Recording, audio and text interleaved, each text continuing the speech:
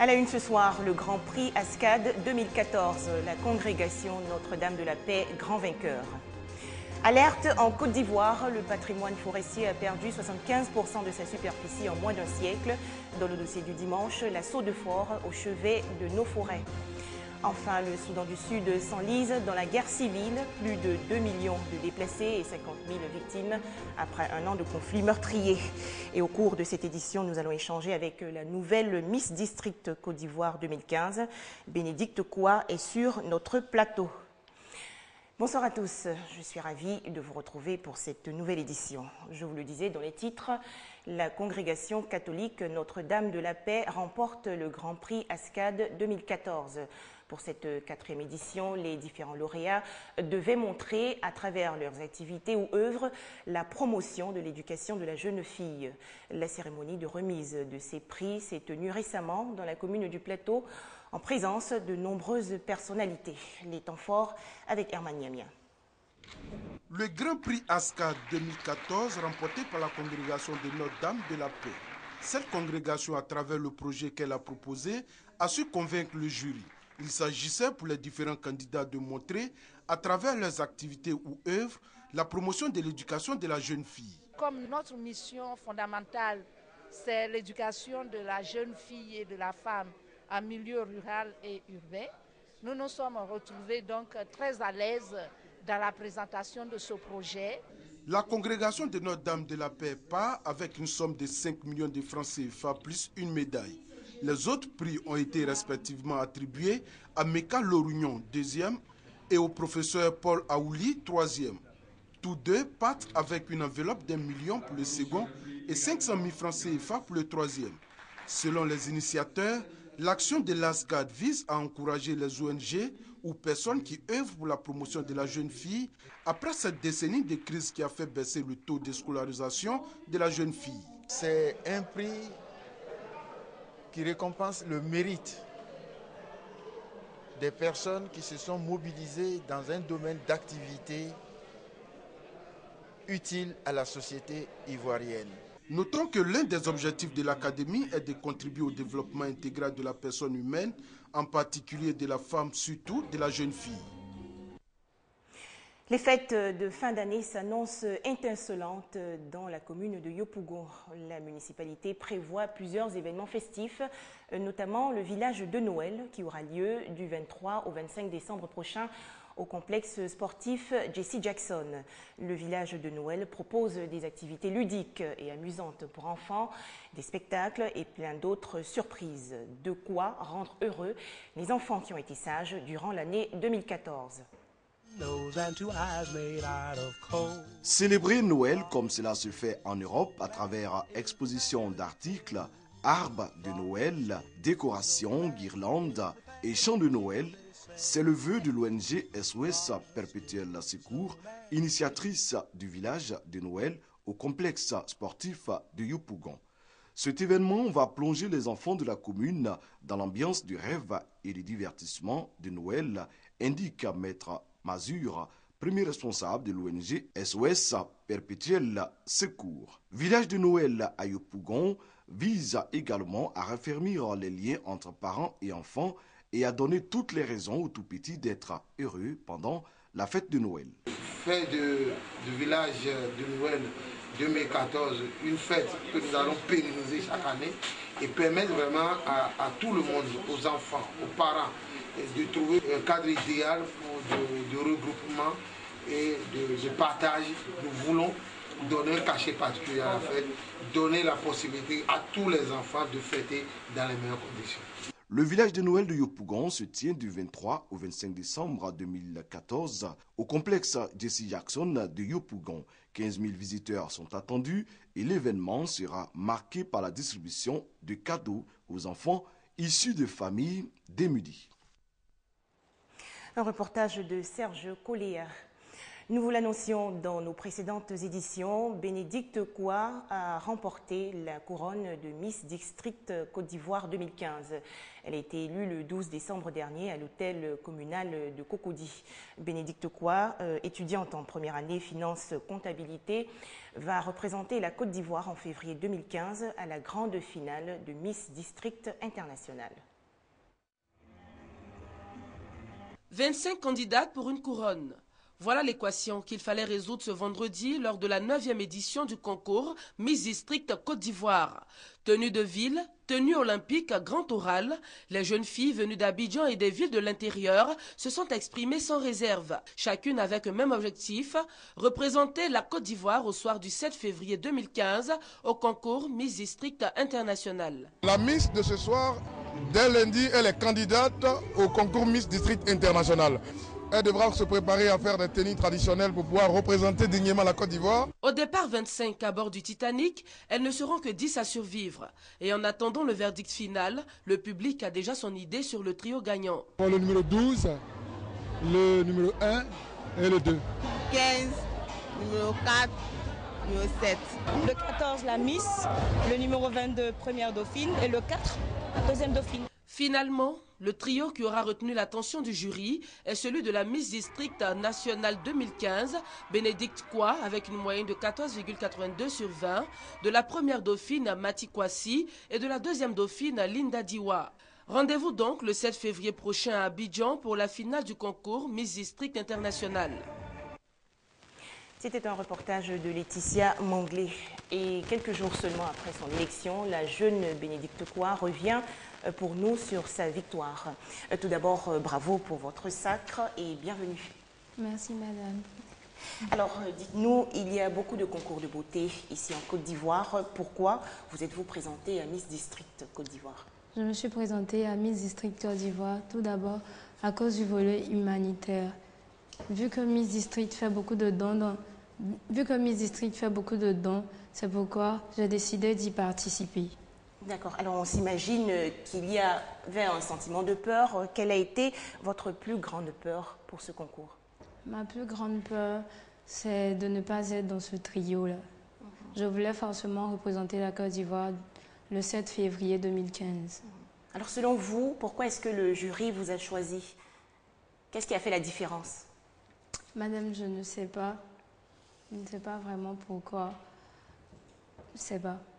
D'accord. Alors, avez-vous des anecdotes amusantes sur le concours, sur les coulisses du concours? Oui, madame. Oui, allons-y. Madame, déjà, dans les coulisses, j'étais en train de pleurer parce que je me disais que je n'allais pas être dans le trio. Oui. J'avais peur. Mais je me voyais en deuxième dauphine, au fait. Et puis, à la fin, j'étais la Miss. D'accord.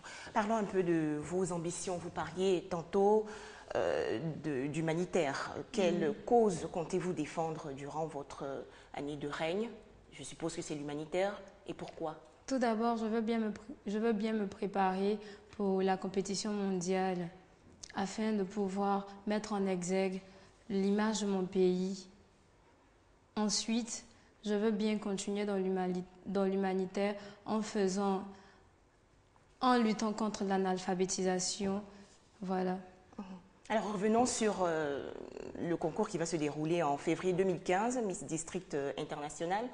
Comment se fait la préparation? Est-ce qu'elle a déjà débuté ou vous vous accordez un petit moment de répit avant la compétition?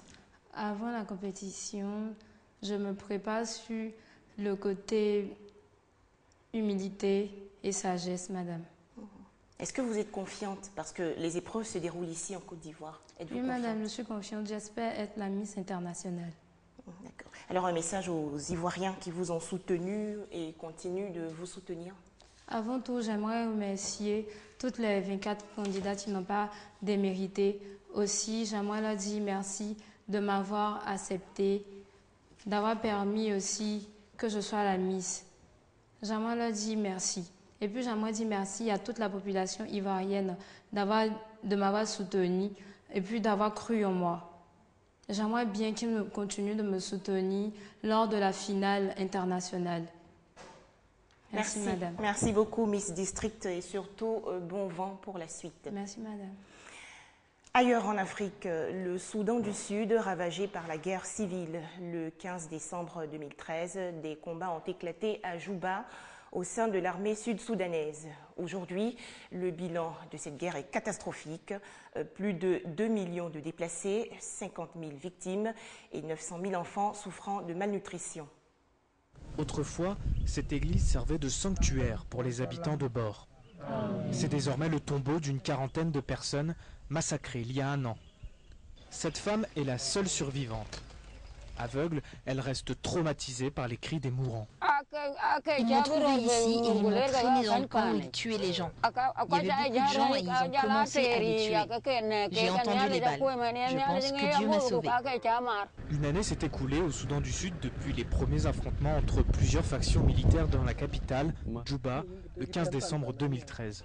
Point de départ d'une guerre civile sanglante qui s'est ensuite étendue dans tout le pays. Le président Salva Kiir et son rival, l'ancien chef de l'État Riek Machar, ont conclu plusieurs cessez-le-feu, mais aucun n'a duré plus de quelques jours. Et de nombreux observateurs doutent désormais d'une résolution rapide du conflit. Nous devons craindre le pire. Nous devons craindre de voir les abus continuer. Et nous allons continuer de voir une division très dangereuse et vraiment effrayante entre les deux plus grands groupes ethniques du Soudan du Sud. La rivalité politique a rapidement dégénéré en un conflit ethnique, marqué par des massacres entre populations. D'un côté les Dinka, fidèles au président Kiir, et de l'autre les Nuer, soutien de l'ex-président Machar. Entre 50 et 100 000 personnes ont péri dans le conflit, et près de la moitié des 12 millions d'habitants du pays survivent désormais grâce à l'aide humanitaire. Simonton fait partie des 2 millions de réfugiés qui ont fui les combats. Il s'inquiète pour l'avenir des jeunes dans ce pays désormais fortement touché par le chômage et inondé d'armes à feu. Nous sommes revenus en arrière de 21 ans. Nous sommes revenus au même point. C'est un cycle. Nous pensions, nous rêvions de paix, mais maintenant nous sommes revenus à la guerre. Après une année d'un conflit terrible, les rêves de paix du plus jeune État du monde semblent bien loin.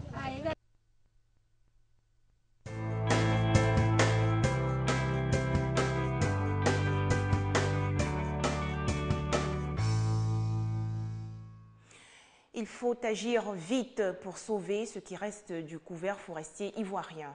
Nos forêts ont considérablement diminué en moins de 40 ans, passant de plus de 16 millions d'hectares en 1963 à quelques 1,9 million. Les causes, feux de brousse et autres exploitations abusives. Pour remédier à ce problème, la Société de développement des forêts ivoiriennes, la SODEFOR, initie un projet dénommé « Gestion et conservation des semences forestières ». En quoi consiste ce programme? La réponse dans le dossier du dimanche. Le couvert forestier ivoirien connaît une perte de plus de 75% de sa superficie en un demi-siècle à cause de son exploitation abusive. Pour la reconstitution des écosystèmes forestiers et la sauvegarde des essences menacées de disparition, la SODEFOR, Société de développement des forêts, met en place un projet de gestion et de conservation des semences forestières. Nous sommes à Azopé, au cantonnement des eaux et forêts. Pour assurer un approvisionnement régulier des plants destinés au reboisement, il est indispensable de collecter et stocker préalablement des graines, des semences forestières récoltées dans des forêts classées. Ça, c'est des graines des hauts qu'on appelle API. Nous sommes en train actuellement de travailler sur ces semences-là parce que vous savez déjà que la population consomme ces graines-là. Le vin est un bois produit dans le nord de la Côte d'Ivoire et donc nous sommes en train de travailler sur les semences pour qu'on puisse réaliser ces plantations-là dans le centre, dans le sud. Là, c'est une essence qu'on peut appeler agroforestière. Le boborou, qu'on appelle clé à l'ouest. Donc ce sont les graines qui sont extraites qui permettent donc de réaliser la sauce clé. Pour avoir des plants de qualité, plusieurs critères influencent la dynamique de conservation de ces graines, notamment la qualité initiale des semences, le taux d'humidité et le texte de germination. On reçoit des semences qui viennent un peu de partout. Il peut arriver que ces semences soient contaminées. Avant la conservation, on vérifie l'état sanitaire de nos semences. Quand elles sont quand elles respectent nos normes, il n'y a pas de problème, on passe à la conservation. C'est un bac de germination. Il est rempli de substrat. Les graines sont mises à l'intérieur. Il y en a 100. On arrose matin et soir. Et on dispose tout ça dans notre chambre de germination. Nous venons relever les levées qu'il y a eu tous les matins. Après ces différents tests, ne sont conservées que les meilleures semences dans une chambre froide. Elles seront utilisées en cas de besoin. Il y a des graines qui ne se conservent pas longtemps. C'est-à-dire au bout de 3 ans au maximum, elles ont perdu leur durée de vie, leur viabilité. Il y a des graines de 3 ans jusqu'à 15 ans et il y en a qui vont de 15 ans jusqu'à plus de 100 ans. Ça peut être conservé. Mais en règle générale, quand on conserve à température basse, on prolonge la longévité naturelle de ces graines-là. À partir de ces semences, des pépinières sont réalisées en vue du reboisement. Vous avez ici des plants d'assamela, d'acajou, ici le fromager. Les fromagers aussi, dans quelques années, vont disparaître si on ne commence pas à faire de la recherche sur cette essence-là. Nous maîtrisons aujourd'hui d'abord tout ce qui est phase de production. Nous allons passer à la gestion pour que, en fonction des données qui sont contenues dans notre banque de données, que nous puissions répondre aux sollicitations. Ça peut être des sollicitations nationales par rapport au programme de reboisement, ça peut être des reboisements réalisés par le privé, ça peut être des reboisements réalisés par des opérateurs du bois, mais également nous répondons aussi aux sollicitations de l'extérieur. À travers le projet de gestion et de conservation des semences forestières, la SODEFOR a pu réaliser entre autres 5 hectares de vergers à graines de teck de 2008 à 2014 et l'aménagement de 315 hectares de parcelles sémencières. Un projet cofinancé par le Japon et l'État ivoirien à hauteur de 730 millions de francs CFA. On faisait le point avec Ami Sissoko. Merci à vous tous de votre attention et à demain 19h30 sur RTI2.